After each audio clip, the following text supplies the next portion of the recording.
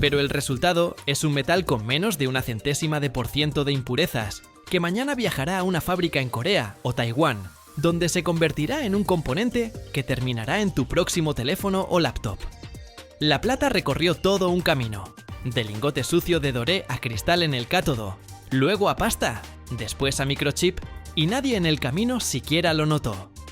Así de invisible es este metal, sin el cual la electrónica moderna simplemente no funciona. Suscríbete al canal. La próxima vez veremos otro material que no esperabas encontrar dentro de las cosas cotidianas.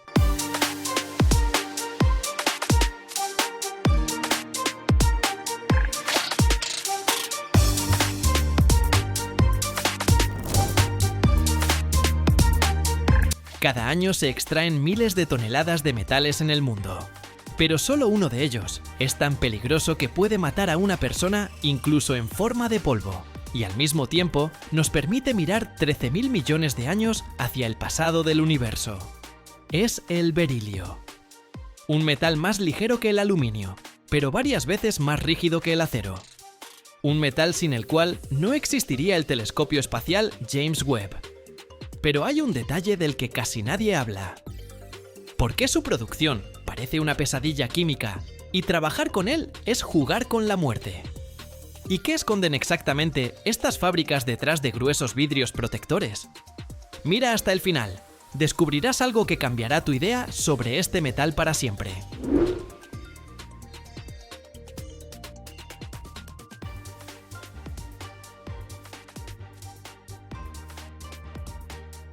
Vayamos directo a las cifras, porque aquí son realmente impresionantes. Miren este bloque de metal. A simple vista, parece un pedazo de hierro gris común y corriente, pero si intento levantarlo, casi me golpeo la barbilla de la sorpresa. La densidad del berilio es de solo 1,85 gramos por centímetro cúbico. Eso es casi un 30% menos que el aluminio, que normalmente consideramos el estándar de la ligereza. Pero aquí viene lo interesante. Con ese peso tan bajo, el berilio es 4 veces más rígido que el acero. Su módulo de elasticidad alcanza los increíbles 303 gigapascales. Esto significa que este material resiste brutalmente cualquier deformación. Puedes hacer con él una estructura delgada como el papel, y aún así mantendrá su forma bajo cargas enormes. El proceso de extracción es un capítulo aparte en el Manual de Supervivencia Industrial. La fuente principal es un mineral llamado bertrandita, que se extrae en los desiertos del estado de Utah.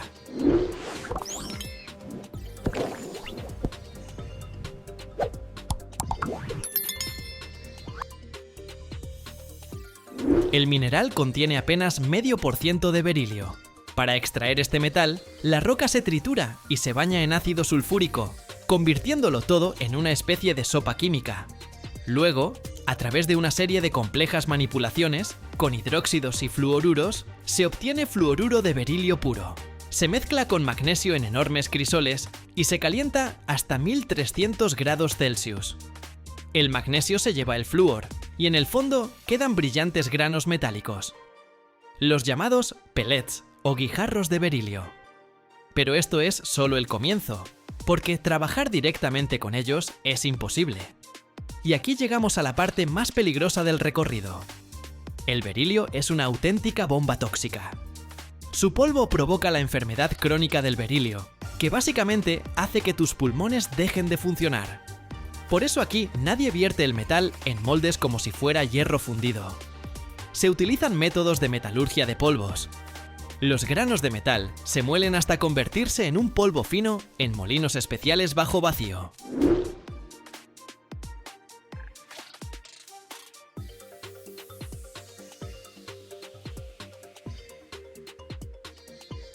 Cada partícula de polvo debe estar bajo control. Luego, este polvo se vierte en enormes cápsulas de acero y se somete a un prensado en caliente al vacío. Imagina una presión de cientos de atmósferas y una temperatura de más de 1000 grados, actuando simultáneamente sobre este polvo, obligándolo a convertirse en un bloque monolítico. Esto dura horas, hasta que la estructura se vuelve perfectamente uniforme. ¿Por qué los ingenieros del telescopio eligieron este material infernal para sus espejos? La razón es el frío cósmico. El James Webb opera en el punto de Lagrange número 2, donde la temperatura cae a menos 223 grados Celsius. El vidrio común, con ese enfriamiento, empieza a deformarse de manera impredecible. Pero el berilio tiene una característica única. Su coeficiente de expansión térmica a bajas temperaturas se vuelve prácticamente cero. Es como si se congelara. Esto permitió crear espejos que permanecen perfectamente lisos incluso en el frío más brutal del espacio profundo.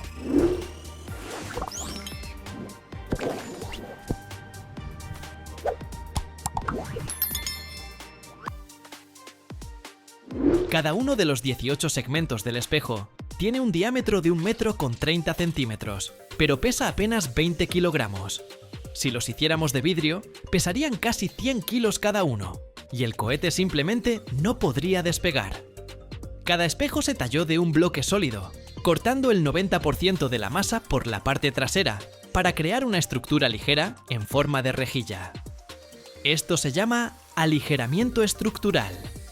El grosor de las paredes ahí es de apenas unos pocos milímetros. Después de esto comienza el pulido. Se hace con sistemas computarizados que eliminan irregularidades del tamaño de nanómetros. 1.000.000.000ª parte de un metro. Ese es el nivel de precisión que hay aquí. Luego los espejos se llevan a una cámara criogénica, donde se enfrían hasta temperaturas espaciales, se miden las deformaciones microscópicas y después se pulen de nuevo para compensar esos cambios. Este ciclo se repitió decenas de veces durante varios años. Y ahora miren este color.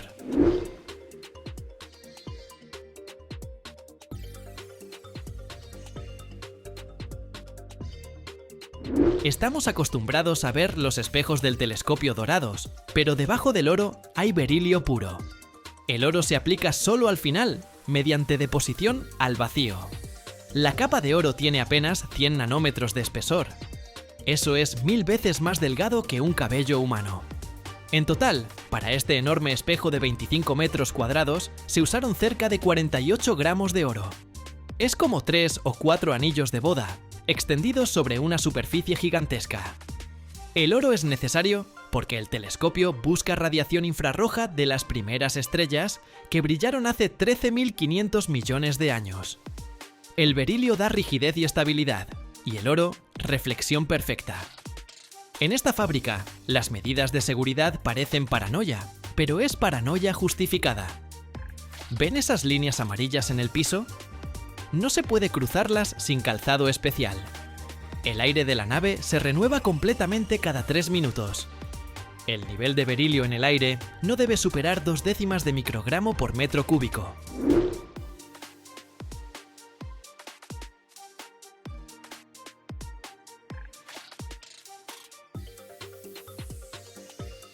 Es tan pequeño que ni siquiera podrías verlo bajo el microscopio, pero los sensores están por todas partes.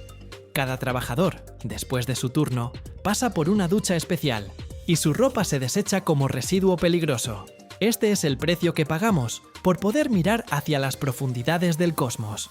Pero el berilio no es solo cosa del espacio. Mira estas pequeñas piezas para motores de avión. Gracias a que el berilio conduce el calor mejor que la mayoría de los metales, es perfecto para componentes que necesitan enfriarse rápidamente. Su conductividad térmica es de unos 210 vatios por metro Kelvin. Disipa el calor más rápido que el aluminio y no se funde hasta los 1287 grados. Esto permite que los aviones vuelen más rápido y los motores funcionen con mayor eficiencia. Otro dato curioso que difícilmente escucharás en la escuela: el berilio es casi transparente a los rayos X. Si intentas tomar una radiografía a través de una placa de acero, no verás nada.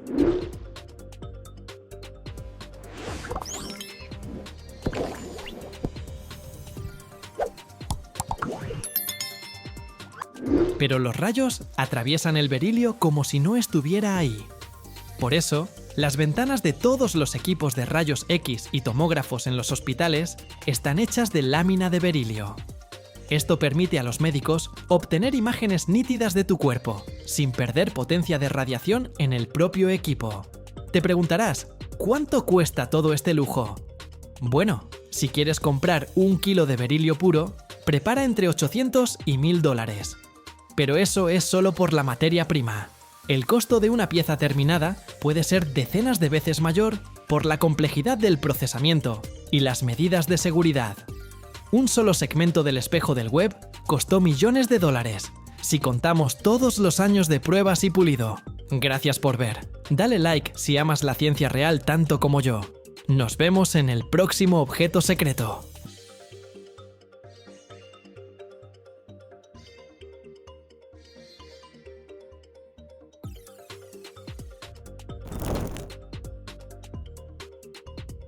Ya saben cómo me encanta meter la nariz, donde a la gente común no la dejan entrar ni con mucha plata. Hoy terminé en un lugar donde el aire está tan denso de vapor y ese olor particular del hierro al rojo vivo que parece que lo pudieras cortar con un cuchillo. Llegamos a una de las fábricas más grandes del mundo donde fabrican discos de freno. Este lugar ocupa un territorio que equivale aproximadamente a 500 canchas de fútbol. Aquí no vas a andar corriendo por gusto, así que nos movemos por las naves en unos carritos eléctricos especiales para ahorrar tiempo y no desgastar las suelas de los zapatos antes de que empiece la grabación.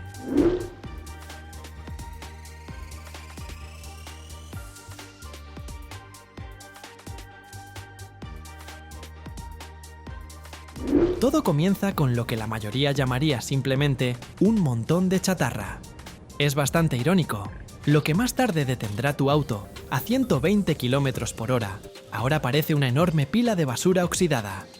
Viejos radiadores de hierro fundido, algunas partes de carrocerías, vigas retorcidas y otras piezas de metal inútiles. Pero para esta fábrica, esto es un verdadero tesoro. Un enorme electroimán, suspendido de una grúa, levanta de golpe varias toneladas de este hierro y lo arroja con estruendo en la boca de un gigantesco horno de inducción. Se ve bastante escalofriante si te paras demasiado cerca. El horno zumba en una frecuencia tan baja que ese sonido no lo sientes con los oídos, sino en algún lugar profundo del pecho, como si tu corazón intentara sincronizarse con este pesado ritmo industrial.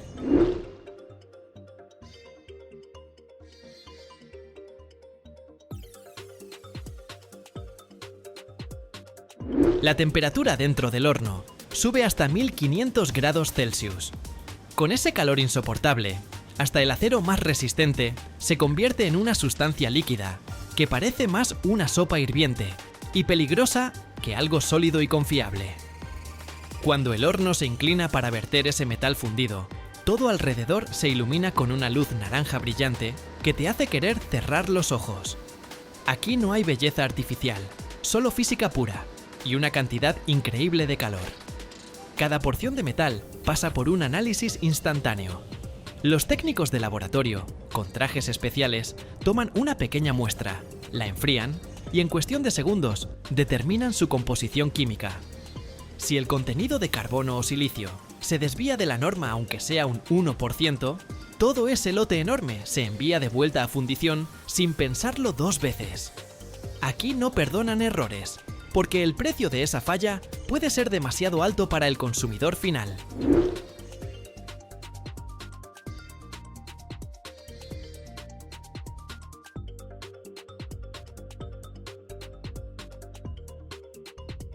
Luego, este fuego líquido se vierte en moldes. Aquí usan una tecnología interesante: fundición en arena. Podrías pensar que la arena es algo poco confiable, pero aquí está mezclada con resinas especiales y bajo presión enorme se vuelve dura como concreto. El metal llena los espacios vacíos dentro de este molde de arena, y es justo en ese momento cuando nace la pieza bruta del futuro disco. Todavía no se parece en nada a esa pieza brillante que estamos acostumbrados a ver en las tiendas de repuestos. Es más bien como una galleta grande, pesada y muy sucia de color negro. Después del vaciado, los discos tienen que enfriarse de forma natural. Este proceso lleva tiempo, a veces varias horas. Esto es crítico. Si intentas enfriarlos más rápido, por ejemplo, echándoles agua, el metal se vuelve demasiado frágil. Un disco así puede simplemente hacerse pedazos al primer pisotón fuerte del freno en alguna carretera bajo la lluvia.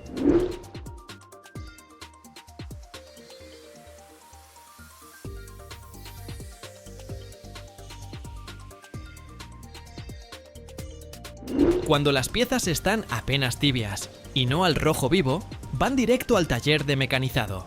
Aquí es donde empiezan a mandar los robots. Trabajan 24 horas al día, 7 días a la semana, sin pausas para almorzar ni quejas sobre su duro destino. Cada disco cae en las garras de un manipulador que lo coloca en una máquina de control numérico. Unas cuchillas especiales le sacan el exceso de metal con tanta facilidad como si no fuera hierro fundido duro, sino un pedazo de mantequilla fría. En esta etapa reina una precisión fanática. Una desviación de 0,8 milímetros ya se considera un fracaso total.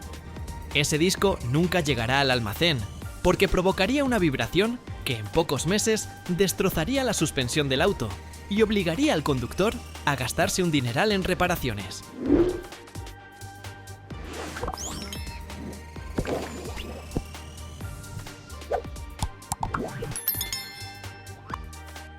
Es fascinante ver cómo de una forma tosca y fea va surgiendo poco a poco una superficie perfectamente lisa, casi como un espejo.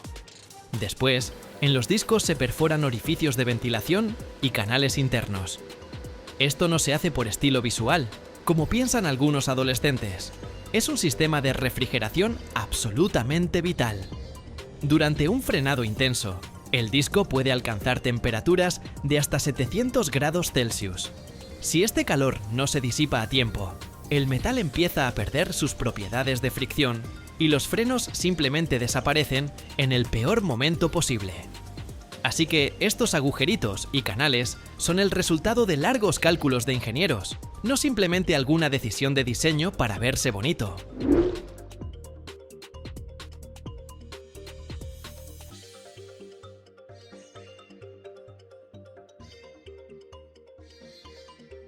Después de eliminar toda la viruta sobrante, cada disco pasa por un balanceo dinámico.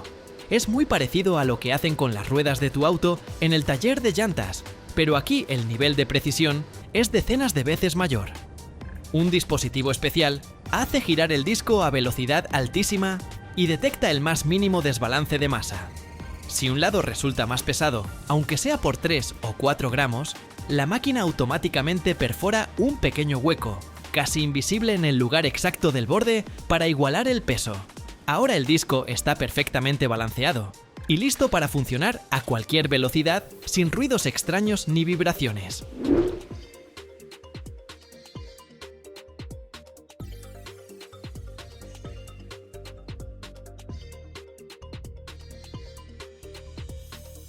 Decidí preguntarle al jefe de tecnología cuántos de esos discos producen en un día completo de trabajo. Solo sonrió con cansancio y me dijo que hace tiempo dejaron de contarlos por unidades. Ahora, la contabilidad se lleva en miles de toneladas de producto terminado al mes. Solo piénsenlo, esta fábrica suministra piezas para casi la mitad de todo el mercado automotriz europeo. Eso significa que 1 de cada 2 autos que ven en las calles de su ciudad probablemente frena gracias a estos discos de metal fabricados aquí, en este taller ruidoso y caliente. Antes del empaque, los discos pasan por un proceso de aplicación de recubrimiento protector. Se pintan con una pintura especial resistente al calor o se cubren con una fina capa anticorrosiva a base de zinc. Esto se hace para que no se conviertan en un pedazo de metal oxidado durante el largo almacenamiento en bodega o el transporte en contenedor marítimo a través del océano.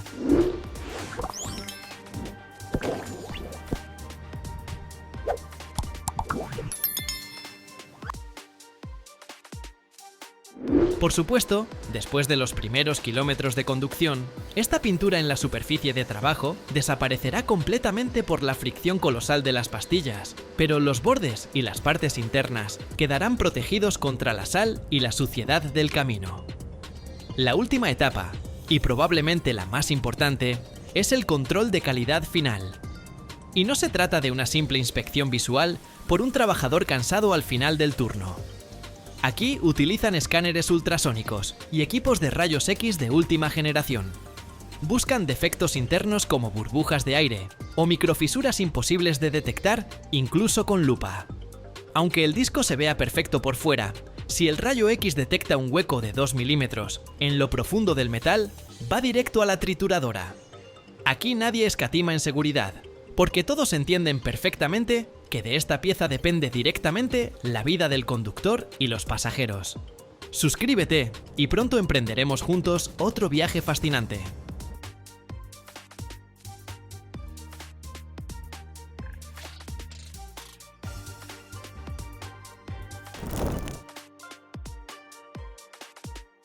Cada año se refinan más de 100 millones de barriles de petróleo al día en todo el mundo. Un volumen que podría llenar miles de piscinas olímpicas cada hora.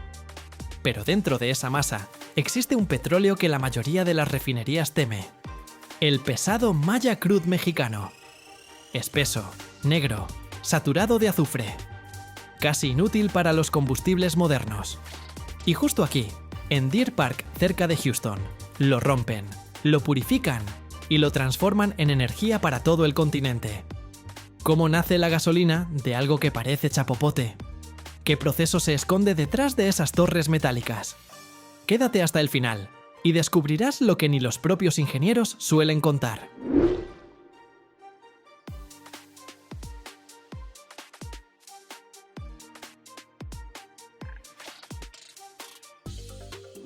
Hoy nos encontramos en uno de los lugares industriales más poderosos de América del Norte, el Deer Park Refinery. Es un complejo gigantesco de refinación de petróleo cerca de Houston, que durante muchos años operó bajo una alianza entre Pemex y Shell. Aquí llega uno de los crudos más difíciles de procesar en el mundo, el pesado crudo mexicano Maya. Es negro, espeso, pegajoso, parece asfalto caliente y da la impresión de ser casi imposible de convertir en gasolina. Pero aquí es donde aprenden a domarlo. Desde lejos, la refinería parece una ciudad de metal. Decenas de torres, tuberías, tanques y plataformas se extienden cientos de metros en todas direcciones. Las columnas de destilación más altas alcanzan unos 60 metros, como un edificio de 20 pisos, pero en lugar de apartamentos, está lleno de petróleo hirviendo. Alrededor hay un ruido constante de bombas, vapor, olor a hidrocarburos y el resplandor de antorchas que queman los gases excedentes.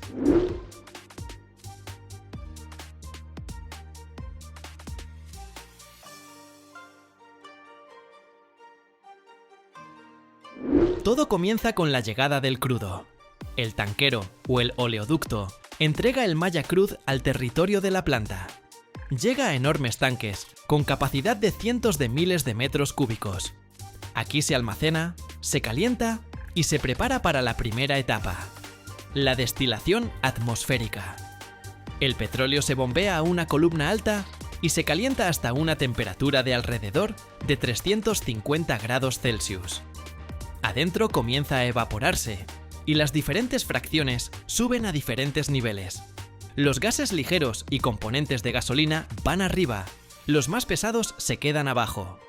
Es una separación básica, pero para el pesado crudo mexicano es apenas el inicio del proceso. El principal problema del Maya Crude son sus moléculas. Son largas, pesadas, complejas, con una gran cantidad de carbono y azufre. Así como están, queman mal y no sirven para combustibles modernos. Por eso la siguiente etapa es el craqueo catalítico.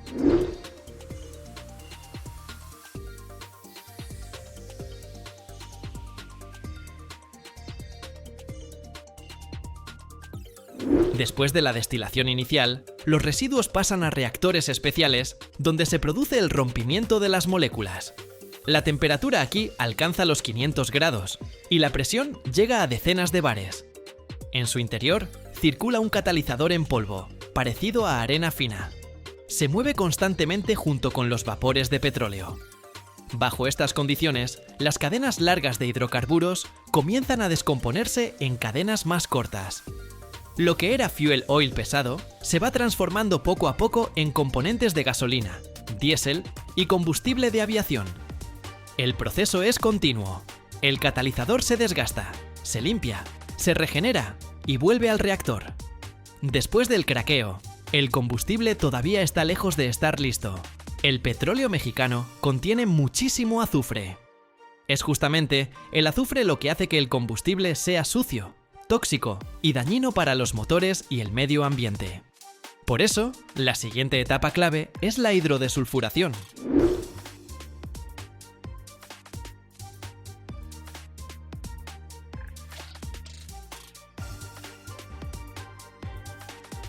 Los flujos de productos petrolíferos se dirigen a reactores verticales altos, donde se mezclan con hidrógeno puro. La temperatura alcanza unos 400 grados.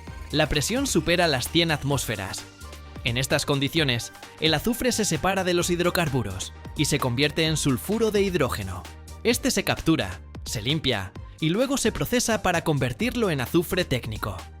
Estos reactores parecen columnas gigantes de acero, tan altas como un edificio de varios pisos. Dentro hay un sistema complejo de tuberías, catalizadores e intercambiadores de calor. Todo funciona las 24 horas, sin parar, porque incluso una pausa corta significa perder millones de euros. Después de la limpieza, el combustible pasa por varias etapas más: estabilización, filtración, mezcla con aditivos. Cada tipo de gasolina o diésel tiene su receta exacta. Los sistemas informáticos controlan con precisión de fracciones de porcentaje, la composición de la mezcla, el índice de octano, la volatilidad y la temperatura de ignición.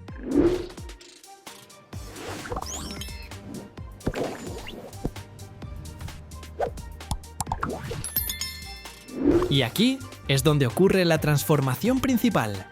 Lo que entró a la planta como un líquido negro, pegajoso y pesado, sale convertido en combustible transparente, claro y volátil. Se enciende fácilmente, se quema de manera uniforme y cumple con los estándares ambientales de Europa y Estados Unidos. Cada día, cientos de miles de barriles de petróleo pasan por este complejo. Eso significa millones de litros de combustible que luego se distribuyen por tuberías, trenes y camiones cisterna por todo el continente.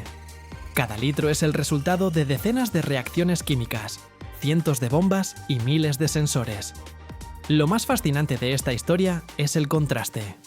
La planta recibe en la entrada un producto que parece un problema: espeso, pesado, saturado de impurezas. Y en la salida aparece un recurso, sin el cual el mundo moderno no funciona. Autopistas, aerolíneas, logística, ciudades. Todo esto comienza aquí, entre el metal, el vapor y la alta presión.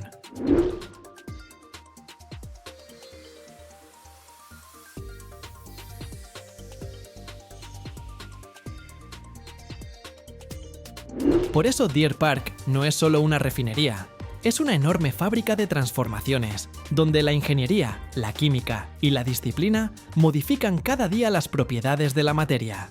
Y cada vez que llenas el tanque, en algún lugar de Texas, ya trabajó hace tiempo esa compleja cadena que convirtió el pesado petróleo mexicano en combustible ligero, para tu movimiento hacia adelante. Y para mi movimiento hacia adelante, necesito tu suscripción a mi canal. El Sistema Mundial de Refinerías de Petróleo es una de las redes industriales más grandes del planeta. A principios de los años 2020, funcionaban en el mundo más de 700 grandes refinerías de petróleo, y su capacidad conjunta supera los 100 millones de barriles diarios, lo que equivale a aproximadamente 15 millones de toneladas de petróleo crudo al día. Cerca del 20% de toda la refinación corresponde a Estados Unidos, que sigue siendo el mayor centro de refinación de petróleo del mundo.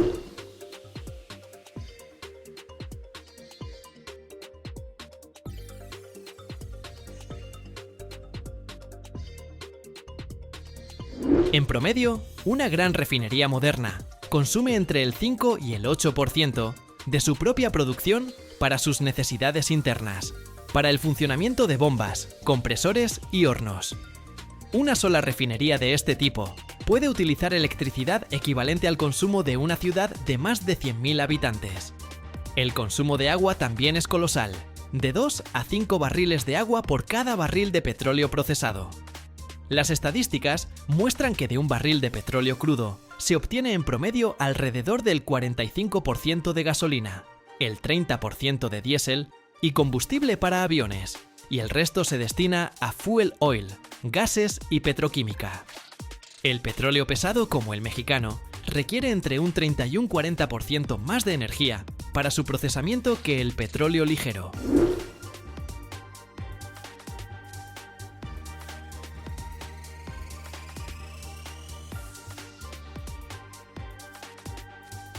Según organizaciones energéticas internacionales, los países de la OPEP exportan cada año más de 2.000 millones de barriles de petróleo crudo, específicamente para su refinado en plantas extranjeras. Además, más del 60% de la capacidad mundial de refinación se construyó después de 1990, lo que demuestra la constante renovación del sector.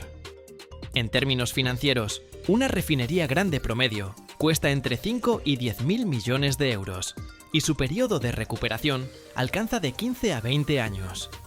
Incluso una breve parada de una instalación así por un solo día puede generar pérdidas de decenas de millones de euros e impactar inmediatamente los precios del combustible en toda una región.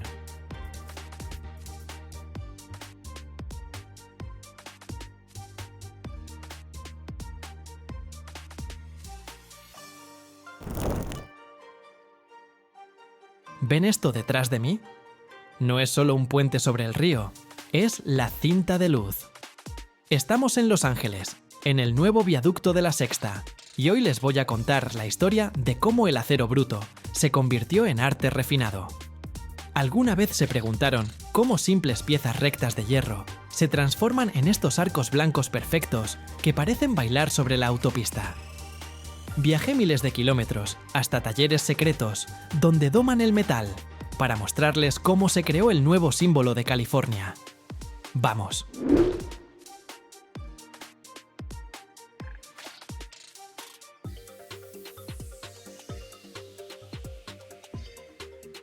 Para entender la magnitud de este proyecto, tuvimos que ir mucho más allá del soleado Los Ángeles.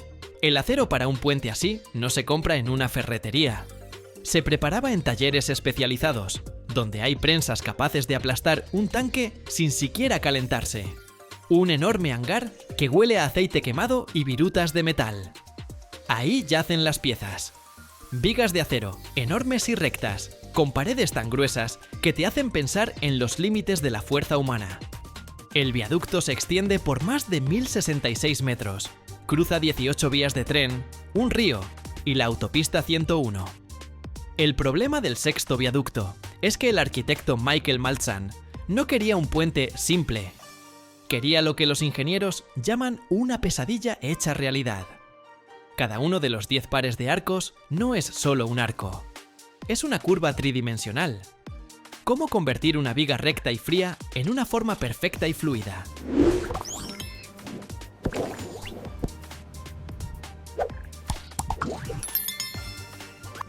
Aquí el calor no sirve de nada.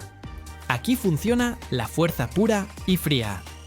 Yo estaba junto a una prensa hidráulica, cuya fuerza de presión se mide en miles de toneladas. Funciona así. Una pieza de acero maciza se sujeta en una mordaza y un enorme pistón comienza a empujar lentamente, milímetro a milímetro, el metal dentro del molde. ¿Escuchan ese sonido? Es un zumbido de baja frecuencia que les hace vibrar los dientes. El acero se resiste, gime. Pero bajo la presión de miles de atmósferas se ve obligado a ceder. Esto es domar la materia de verdad. Y ahora, lo más interesante. Cuando vi los planos por primera vez, pensé que al ingeniero simplemente le había temblado la mano. Estos arcos no están verticales. Cada uno de los 10 pares está inclinado 9 grados hacia afuera. Dirán, ¿y qué tiene eso de especial? Los inclinaron y ya está. Pero para la física es una catástrofe. Cuando un arco está recto, todo el peso va hacia abajo. Cuando está inclinado, constantemente intenta caerse hacia el lado por su propio peso. Esto crea una torsión increíble.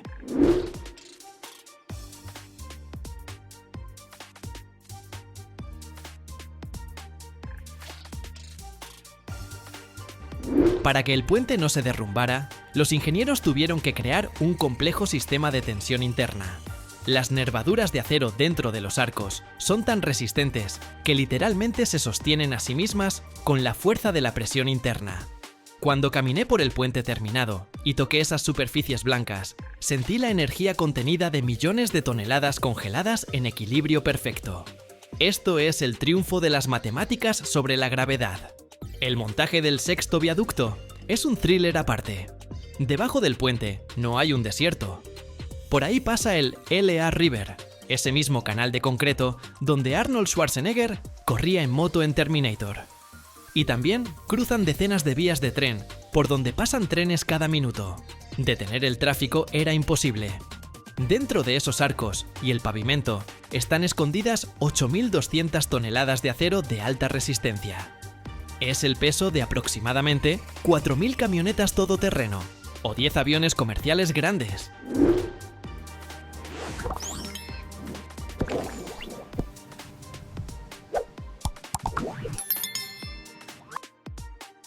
He visto imágenes de cómo instalaban esos gigantescos segmentos de acero durante la noche. Grúas inmensas levantaban las costillas blancas de los arcos, que pesan cientos de toneladas, y las ajustaban con precisión milimétrica a los pilares.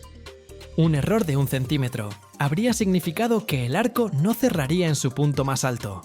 Era como jugar Lego gigante, donde cada pieza vale millones, y abajo hay un ferrocarril en funcionamiento. El espectáculo era de otro mundo. Reflectores cortando el cielo nocturno sobre la ciudad, chispas de soldadura cayendo como pequeños meteoritos, y sobre el río crecía lentamente la columna vertebral de acero de una nueva ciudad. Cuando la última pieza quedó en su lugar, Los Ángeles finalmente conectó Boyle Heights, corazón de la cultura latinoamericana, con los relucientes rascacielos del downtown. La construcción requirió más de 45.000 metros cúbicos de una mezcla de concreto especialmente desarrollada. Ese volumen hubiera sido suficiente para llenar 18 piscinas olímpicas.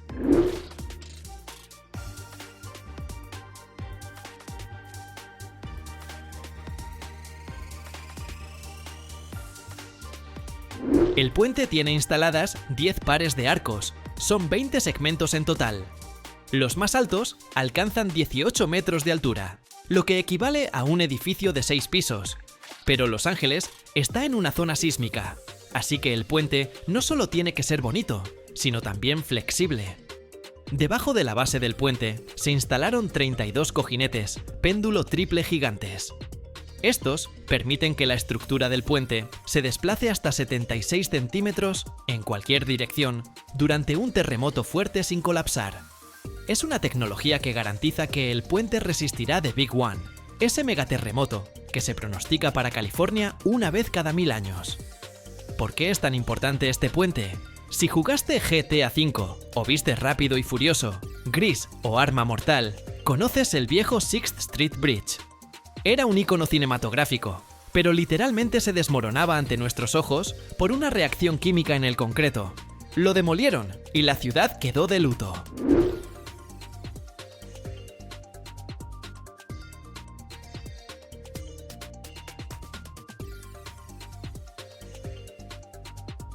El nuevo viaducto es la respuesta de Los Ángeles a los desafíos del tiempo. No está hecho solo de concreto, sino de ese mismo acero de alta resistencia del que hablamos. Es un puente Fénix. Se ve futurista, como si lo hubieran traído del año 2050. Sus 10 arcos simbolizan un abrazo que conecta a diferentes comunidades. El antiguo puente de la Sexta resistió 84 años, hasta que la enfermedad del concreto comenzó a destruirlo. El nuevo viaducto está diseñado para durar 100 años. Gracias al uso de acero moderno con recubrimiento anticorrosivo y una mezcla especial de concreto, este puente está destinado a convertirse en un símbolo eterno de la ciudad. Por la noche, cuando se enciende la iluminación, los arcos comienzan a brillar con una suave luz blanca. Por eso lo llaman la cinta de luz. Aquí, el acero deja de ser fuerza bruta. Se vuelve etéreo, ligero, como si no pesara nada. Pero nosotros conocemos la verdad. Detrás de esa ligereza hay miles de toneladas de presión, inclinaciones de 9 grados y noches sin dormir de los ingenieros.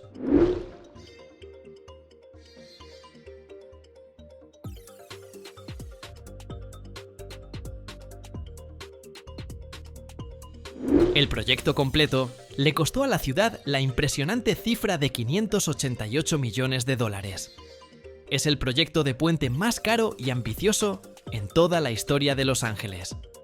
Para que se hagan una idea, con ese dinero se podrían haber construido varios intercambios viales comunes y corrientes, pero Los Ángeles eligió el arte, congelado en acero y concreto. Amigos, esa es la historia. La próxima vez que vean una película sobre Los Ángeles y aparezcan esos arcos blancos, acuérdense de esa prensa en el taller y de esos 9 grados que casi vuelven locos a los ingenieros.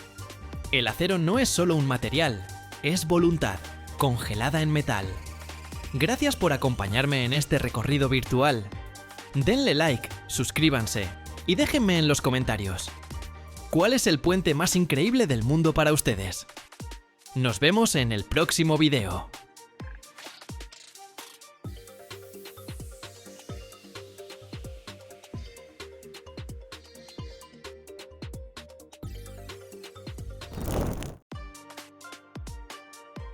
Imagina 2 hermanos gemelos, tan parecidos que es imposible distinguirlos a simple vista. Siempre juntos, nacidos al mismo tiempo y viviendo uno al lado del otro durante miles de millones de años. Pero aquí está la paradoja. Uno de ellos salva al mundo, dando energía a millones de personas, mientras que el otro puede destruirlo todo si cae en las manos equivocadas. Conoce al circonio y al hafnio, la pareja más extraña de la tabla periódica, que controla los reactores nucleares y al mismo tiempo le da a los ingenieros tantos dolores de cabeza que dan ganas de llorar.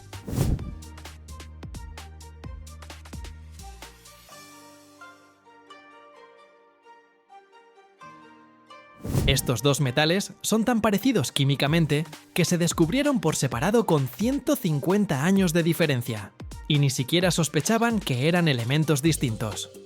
El circonio se encontró en 1789 y el hafnio recién en 1923. ¿Y sabes por qué? Porque siempre van juntos. En la naturaleza no existe ningún yacimiento de circonio puro. Siempre contiene entre 1% y 5% de hafnio. Son como el yin y el yang, pero metálicos y radiactivamente peligrosos si no se manejan bien. Y ahora lo más interesante. Estos hermanos gemelos tienen propiedades nucleares totalmente opuestas. El circonio es casi transparente para los neutrones, pasan a través de él como si no existiera.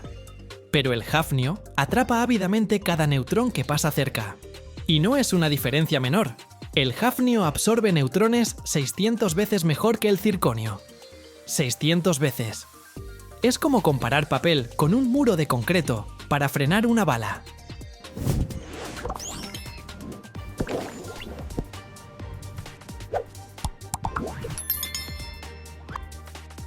¿Por qué es tan importante? Porque un reactor nuclear es una reacción en cadena controlada. Los átomos de uranio se desintegran, liberan neutrones. Esos neutrones impactan otros átomos de uranio, que también se desintegran, y así sucesivamente. Para que el reactor funcione de manera estable, hay que controlar con precisión la cantidad de neutrones. Demasiados, y el reactor se sobrecalienta con riesgo de accidente. Muy pocos, y la reacción se apaga, sin generar energía. Aquí entra el circonio. Las barras de combustible en el reactor son tubos largos llenos de pastillas de dióxido de uranio. Estos tubos deben estar hechos de un material que no interfiera con el vuelo de los neutrones y permita que la reacción continúe. El circonio es ideal, es transparente a los neutrones, resistente a altas temperaturas, no se corroe en agua a presión y aguanta la radiación. Ningún otro metal cumple tan bien con todos estos requisitos.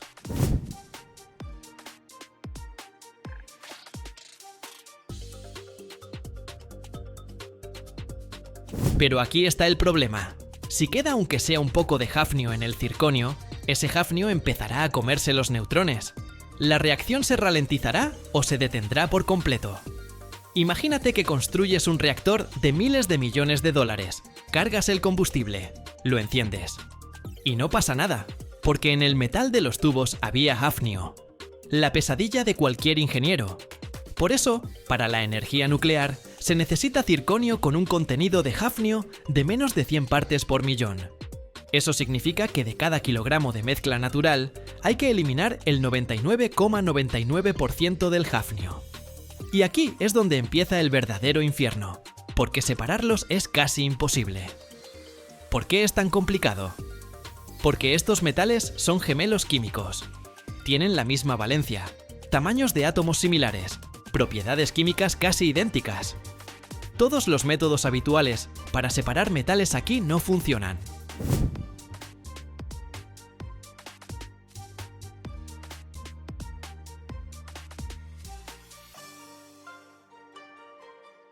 No se puede fundir la mezcla y separarlos por punto de fusión. Se funden casi igual. No se puede disolver uno y precipitar el otro. Ambos precipitan juntos. Es como intentar separar gemelos que siempre hacen exactamente lo mismo. Algo sacado de un libro de Stephen King, ¿no? El único método que funciona es la extracción múltiple con disolventes. Se toma una solución de sales de circonio y hafnio en agua. Se añade un disolvente orgánico especial que disuelve un poco mejor una de las sales. Se mezcla intensamente, luego se deja separar en fases. El hafnio pasa un poco más a la fase orgánica. Un poco, esa es la palabra clave. En un solo ciclo, la diferencia es apenas de unos pocos %.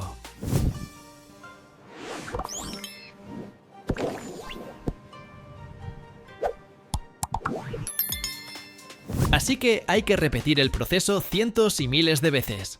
Esto se llama extracción en cascada.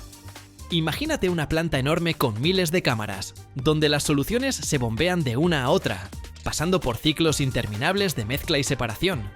El proceso toma semanas o meses, y todo esto solo para obtener circonio con la pureza suficiente para un reactor. Hay otro método, la cromatografía de intercambio iónico. La solución de sales se pasa por una columna llena de una resina especial. El hafnio se adhiere un poco más fuerte a la resina que el circonio, así que se mueve más lento. Después de pasar por decenas de metros de columna, finalmente se separan. Pero otra vez, el proceso es lento, costoso, consume mucha energía. Ahora veamos qué se hace con el circonio puro. Se transforma en una aleación llamada circaloy. Circonio con pequeñas cantidades de estaño, hierro y cromo.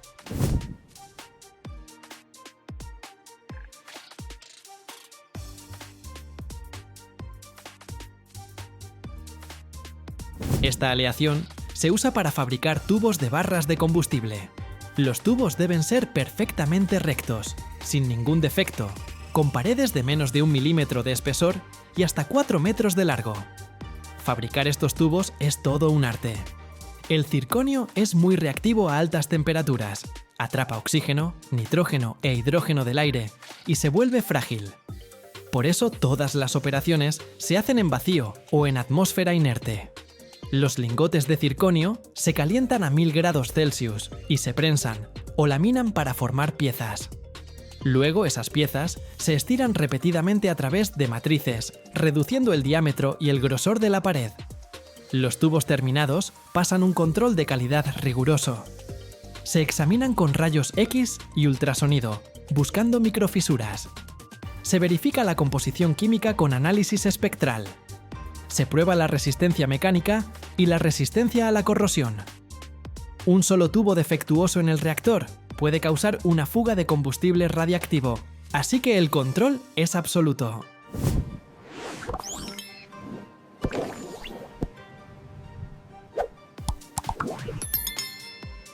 ¿Y qué pasa con el hafnio que se separa? También es valioso, aunque por razones opuestas. Precisamente esa capacidad del hafnio para absorber neutrones lo hace útil para las barras de control en los reactores. Son las barras que se bajan al núcleo para frenar o detener la reacción. Cuando hay que reducir la potencia del reactor, las barras de hafnio entran y empiezan a capturar neutrones, frenando la reacción en cadena. El hafnio también se usa en tecnología espacial y aviones supersónicos. Resiste temperaturas extremas, más de 2200 grados Celsius. Con él se fabrican toberas de motores de cohetes, escudos térmicos, piezas que trabajan en ese infierno de temperaturas y presiones. Pero todos estos son usos de nicho.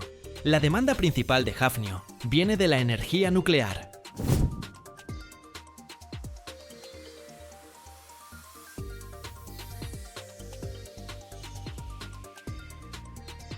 Dato curioso: el hafnio lleva el nombre de Copenhague, donde fue descubierto, y el circonio recibió su nombre del mineral circón, del cual fue extraído por primera vez.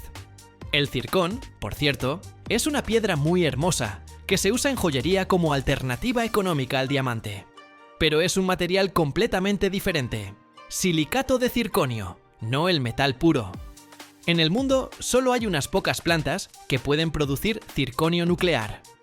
El proceso es tan complejo y costoso que no todos los países pueden permitírselo. Los principales productores son Francia, Estados Unidos y China. 1 kilogramo de circonio nuclear cuesta decenas de veces más que el acero común. Pero para la energía nuclear no hay alternativa.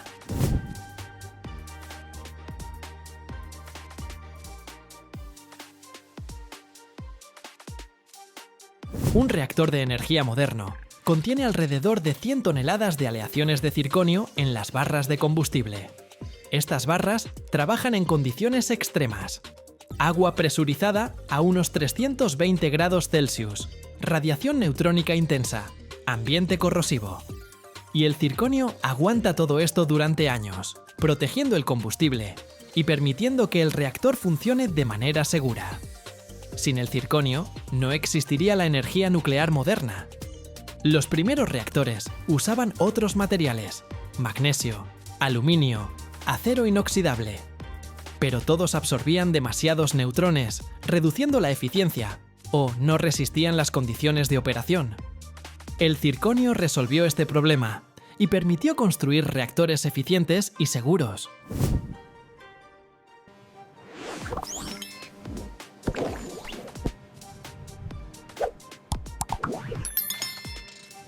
Hay otro campo donde el circonio es insustituible: la medicina. Los implantes de circonio para odontología y ortopedia son biocompatibles, resistentes y no provocan alergias. Articulaciones artificiales, coronas dentales, placas para huesos. Muchos de estos están hechos de circonio o su óxido. Pero el circonio médico no necesita una purificación tan profunda del hafnio, porque ahí las propiedades nucleares no importan. El futuro del circonio está ligado al desarrollo de la energía nuclear. Las nuevas generaciones de reactores exigen materiales aún mejores, más resistentes a altas temperaturas, radiación y corrosión. Se están desarrollando nuevas aleaciones a base de circonio con niobio, molibdeno y otros elementos. Se prueban recubrimientos que protegen aún más los tubos contra la oxidación en caso de accidentes. Y el hafnio está encontrando nuevas aplicaciones en la microelectrónica. El óxido de hafnio se usa como dieléctrico en los transistores de procesadores modernos. Permite reducir el tamaño de los transistores sin perder rendimiento. Así que ambos hermanos han encontrado su lugar en las tecnologías que mueven la civilización.